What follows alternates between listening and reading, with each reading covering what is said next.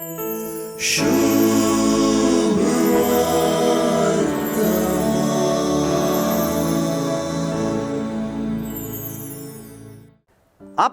स्वीकार केल्ल्या सोमेस्तांक म्हणजे आपल्या नावाचेर विश्वास दवरतल्यांक देवाची भुरगीं जावचे हक्क ताणें दिले.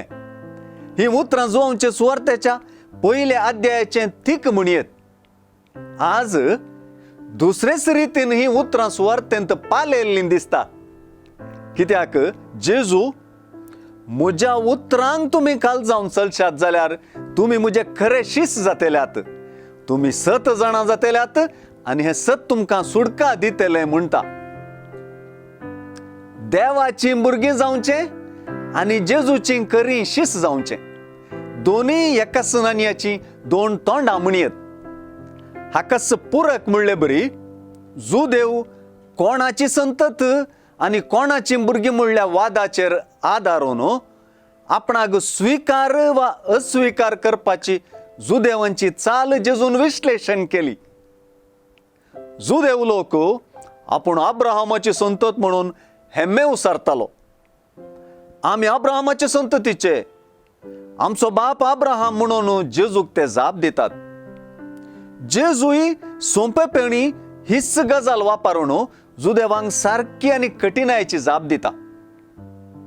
जुदेव परजा निरंतर गुलामपणान जियेल्ली तरी सुवार्थेंतले जुदेव आमी केन्नाय गुलाम जाल्ले नाव म्हणटात. हे सुवार्थेंतले व्यंग्य म्हळ्यारय सारकेंच कोण ना. आमी अब्राहमाची संतत म्हणच्यांनी अब्राहमान केल्लेंच करूंक आसा. हेर उतरांनी सांगचें तर अब्राहम देवाचें उतर सत मानलो.